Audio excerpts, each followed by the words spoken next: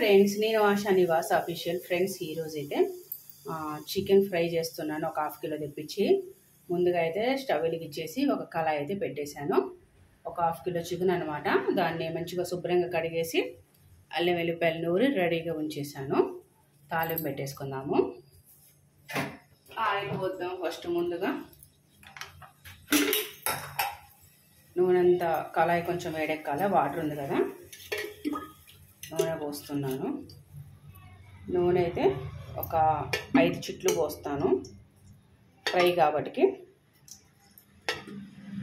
4, 5 చిట్లు చాలు.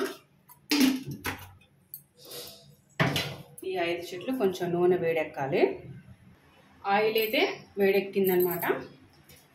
ఒక 2 ఉల్లిగడ్డల మందం, పచ్చిమిరపకాయలు ఒక 2 కట్ చేసేసాను. తాలింపులో వేసుకున్నాను.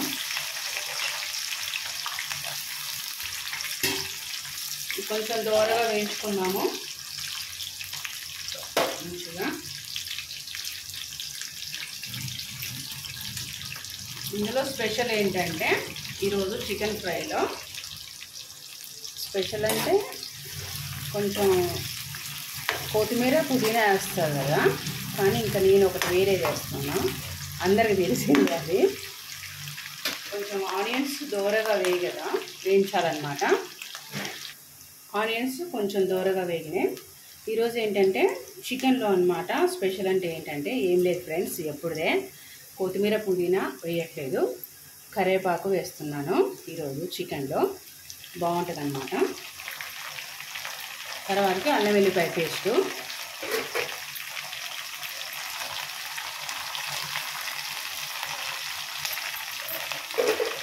అల్లం వెల్లిపాయ పేస్ట్ మెత్తగా నూరి మిక్సీ పట్టి ఉంచాను. ఒక 2 చెంచాల మందం అయితే నేను కొంచెం మరింత వేస్తాను. ఒక 2 చెంచాల మందం వేసుకోండి.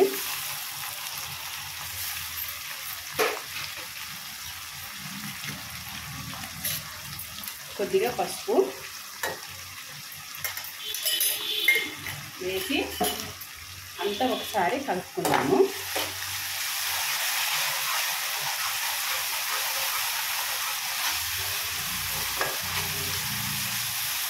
అంతా ఒకసారి కలుపుకొని సిమ్లో పెట్టేసి మూత పెట్టేసి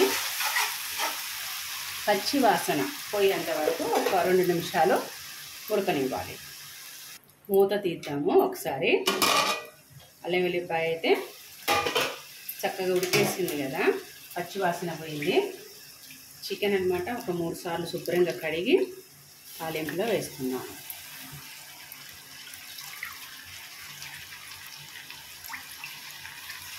ఓకే,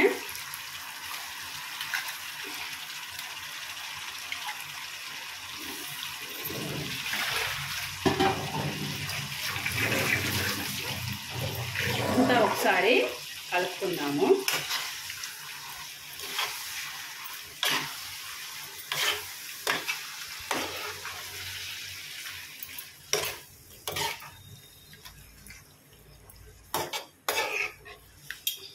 ఇది మూత పెట్టేసి ఒక 5 నిమిషాలు అయితే మంచిగా ఉడకనివ్వాలన్నమాట.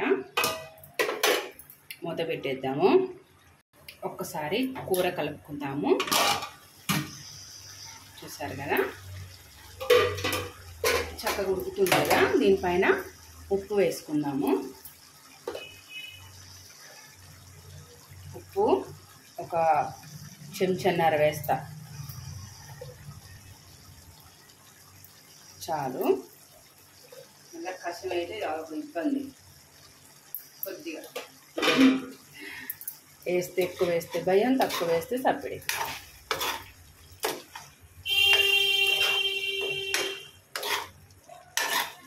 అంతా ఒకసారి కలిపేసుకొని ఈ వాటర్లోనే ఉడకనివ్వాలి. ఈ పైన మనం కారం వేస్తాం. కారము ఒక 4 చెంచాలు, 4 చెంచాలు, 2, 3, 4 చాలు. మూత పెట్టేసి దీన్ని కదిలేయకుండా ఒక 5 నిమిషాలు అలాగే ఉడకనియాలి. నీరు మొత్తం ఇనికిపోవాలన్నమాట. ఒకసారి చికెన్ని మొత్తం తిప్పేద్దాము. కారం వేసాం కదా, అలా ఉందో చూద్దాం. మంచిగా ఉడికిందనమాట. కారం అంతా చక్కగా ఉడికింది. అంతా ఒకసారి కలుపుకుందాము.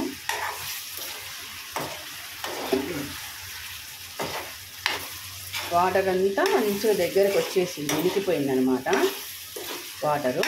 చూసారు కదా, బాగుంది.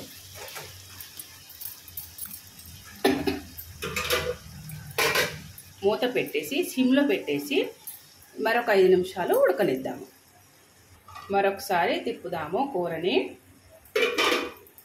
ఏంటంటే అడుగంటకుండా తిప్పుకుంటూ ఉండాలన్నమాట.